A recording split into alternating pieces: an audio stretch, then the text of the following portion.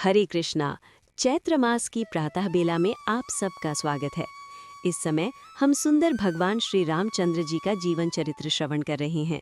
इन चैत्र मास की कथा श्रृंखला में क्योंकि हमारे शास्त्रों में बताया गया है कि विशेष रूप से चैत्र मास और माघ मास में भगवान श्री रामचंद्र जी के जीवन चरित्र रामायण का श्रवण करने से मनुष्य अनंत पुण्य फल को प्राप्त करता है, अपनी सभी मनोवांछित कामनाओं की पूर्ति करता है, सब प्रकार के धर्म, अर्थ, काम और मोक्ष को प्राप्त कर लेता है। तो इसीलिए चलिए आज की रामायण की हमारी इस कथा यात्रा को आगे बढ़ाते हैं और सुनते हैं आज की चैत्र मास कथा। आइए आज की कथा आरंभ करते हैं। रामायणस्य महात्म्यं श्रुत्वा प्रीतो मुनीश्वरः सनत्कुमारः प्रपच्छरन्ना नारदम मुनिसत्तमम्। सूत गोस्वामी ने कहा, रामायण का ये महात्म्य सुनकर मुनीश्वर सनत कुमार अत्यंत प्रसन्न हुए। उन्होंने मुनि श्रेष्ठ नारद मुनि से पुनः जिज्ञासा की। सनत कुमार ने कहा, हे मुनीश्वर, आपने रामायण का महात्म्य कहा, अब मैं उसकी विधि सुनना चाहता हूँ। आप तत्वार्थ ज्ञान में कुशल हैं, अतः अत्यंत कृपापूर्वक इस विषय को यथार्थ रूप से बताइए।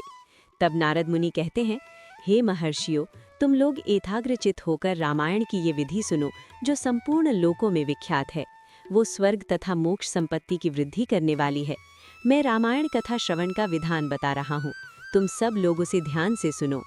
रामायण कथा का अनुष्ठान करने वाले वक्ता और श्रोता को भक्ति भाव से भावित होकर उस विधान का पालन करना चाहिए। उस विधि का पालन करने से करोड़ों पाप नष्ट हो जाते हैं। चैत्र मास, माघ मास और कार्तिक मास के शुक्ल पक्ष की पंचमी तिथि को ये कथा आरंभ करनी चाहिए। पहले स्वस्ति वाचन करके फिर संकल्प करें कि हम 9 दिनों तक रामायण की अमृतमयी कथा सुनेंगे। फिर भगवान से प्रार्थना करें, हे श्री राम, आज से प्रतिदिन मैं आपकी अमृतमयी कथा सुनूंगा। ये आपके कृपा प्रसाद से परिपूर्ण हो। नित्य प्रति अपामार्ग की शाखा से दंत शुद्धि करके राम भक्ति में तत्पर होकर विधि पूर्वक स्नान करें। अपनी इंद्रियों को संयम में रखकर भाई बंधुओं के साथ स्वयं कथा का श्रवण करें। प्रतिदिन देव पूजन करके संकल्प पूर्वक भक्ति भाव से रामायण ग्रंथ की पूजा करें। इस प्रकार जो मन और इंद्रियों को संयम में रखकर रामायण की विधि का अनुष्ठान करता है, वो भगवान विष्णु के धाम में जाता है, जहाँ से लौटकर वो फिर इस संसार में नहीं आता। हर प्रकार के दोषों से दूर और शुद्ध होकर जितेंद्रिय और सबके हित में तत्पर रहते हुए जो रामायण का आश्रय लेता है, वो परम सिद्धि को प्राप्त होता है। गंगा के समान तीर्थ, माता के तुल्य गुरु, भगवान विष्णु के सदृश देवता और रामायण से बढ़कर कोई उत्तम वस्तु नहीं है। वेद के समान शास्त्र, शांति के समान सुख, शांति से बढ़कर ज्योति और रामायण से उत्कृष्ट कोई काव्य नहीं है। क्षमा के समान बल, कीर्ति के समान धन, ज्ञान के समान लाभ और रामायण से बढ़कर कोई उत्तम ग्रंथ नहीं है। जो पढ़ने वाले को रामायण की पुस्तक देता है, वो भगवान विष्णु के धाम में जाता है, जहाँ जाकर उसे कभी शोक नहीं करना पड़ता। हे धर्मात्माओं में श्रेष्ठ, सनत कुमार, रामायण की नवाह कथा सुनने से यजमान को जो फल प्राप्त होता है उसे सुनो। पंचमी तिथि को रामायण की अमृतमयी कथा को आरंभ करके उसके श्रवण मात्र से मनुष्य सभी पापों से मुक्त हो जाता है। अगर 2 बार ये कथा श्रवण की जाए तो श्रोता को पुंडरीक यज्ञ का फल मिलता है।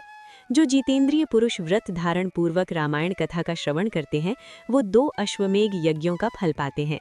जिसने 4 बार इस कथा का श्रवण किया है, वो 8 अग्निष्टम के परम पुण्य फल का भागी होता है। जो 5 बार रामायण कथा का श्रवण पूर्ण करता है, वो अति अग्निष्टम यज्ञ के द्विगुण पुण्य फल का भागी होता है।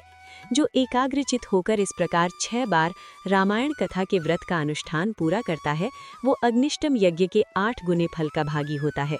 स्त्री हो या पुरुष, जो 8 बार रामायण कथा को सुन लेता है, वो नरमेध यज्ञ का 5 गुना फल पाता है। जो स्त्री या पुरुष 9 बार इस व्रत का आचरण करता है, उसे 3 गोमेध यज्ञ का पुण्य फल प्राप्त होता है। जो पुरुष शांत चित्त और जितेंद्रिय होकर रामायण यज्ञ का अनुष्ठान करता है, वो उस परम आनंदमय धाम में जाता है, जहाँ जाकर उसे कभी शोक नहीं करना पड़ता।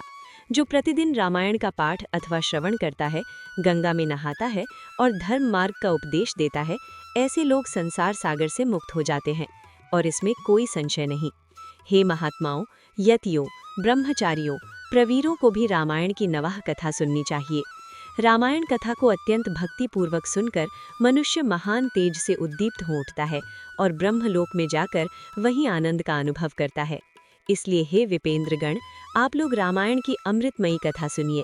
श्रोताओं के लिए ये सर्वोत्तम श्रवणीय वस्तु है और पवित्रों में भी परम उत्तम है।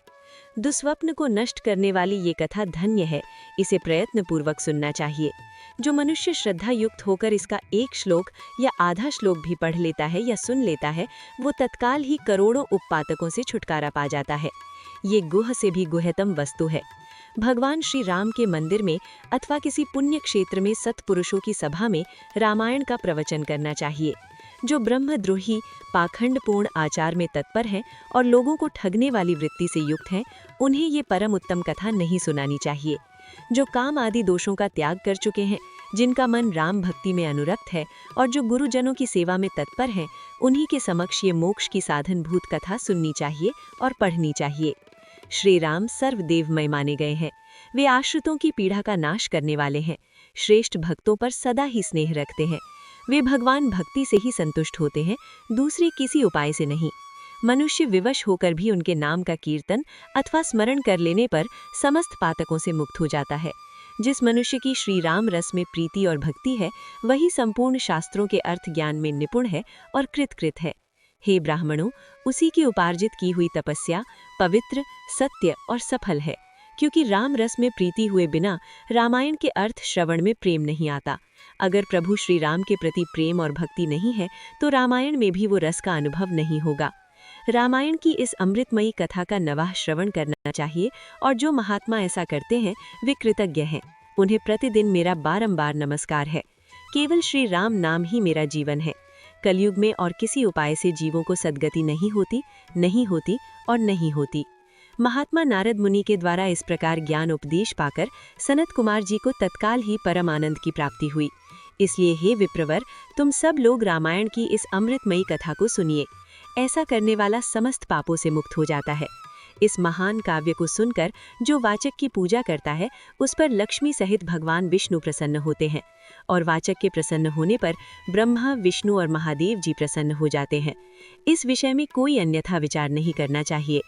रामायण के वाचक को अपने वैभव के अनुसार गौ, वस्त्र, सुवर्ण और रामायण की पुस्तक आदि वस्तुएं दान देनी चाहिए। उस दान का पुण्य फल बता रहा हूँ, आप लोग एकाग्रचित होकर सुनिए। उस दाता को ग्रह तथा भूत वेताल आदि कभी बाधा नहीं पहुंचाते। श्री राम चरित्र का श्रवण करने पर श्रोता की संपूर्ण श्रेय की वृद्धि होती है। उसे ना तो अग्नि की बाधा प्राप्त होती है और ना चोर आदि का भय सताता है। वो इस जन्म में उपार्जित किए हुए समस्त पापों से तत्काल मुक्त हो जाता है और इस शरीर का अंत होने पर अपनी 7 पीढ़ियों के साथ मोक्ष का भागी होता है। पूर्व काल में सनत कुमार मुनि के भक्ति पूर्वक पूछने पर नारद मुनि ने उनसे जो कुछ भी कहा था, वो सब मैंने आप लोगों को बता दिया। ये रामायण आदि काव्य है, संपूर्ण वेदार्थों की सम्मति के अनुकूल है। इसके द्वारा समस्त पापों का निवारण हो जाता है। जो एकाग्रचित होकर रामायण को सुनता है या फिर सुनाता है या स्वयं पढ़ता है, वो सभी पापों से मुक्त होकर भगवान विष्णु के लोक में जाता है। चैत्र, माघ और कार्तिक में रामायण की इस अमृतमयी कथा का नवाह पारायण अवश्य सुनना चाहिए। तो ये था रामायण का संपूर्ण महात्म्य और आज की हमारी चैत्र मास कथा को यहीं पर हम विराम देंगे और कल से हम श्रीमद् वाल्मीकि ऋषि द्वारा रचित रामायण के पहले बाल कांड का आरंभ करेंगे। तो आप सबसे यही अनुरोध है कि कल प्रातः काल में आने वाली इन सुंदर चैत्र मास कथा श्रृंखलाओं को अवश्य सुनिएगा और उसके लिए आपके अपने चैनल को सब्सक्राइब करके रख लीजिए। और हम आपसे मिलेंगे ऐसी चैत्र मास कथा श्रृंखला की अगली कड़ी के साथ कल प्रातःकाल रामायण के बालकांड के साथ। हरे कृष्णा।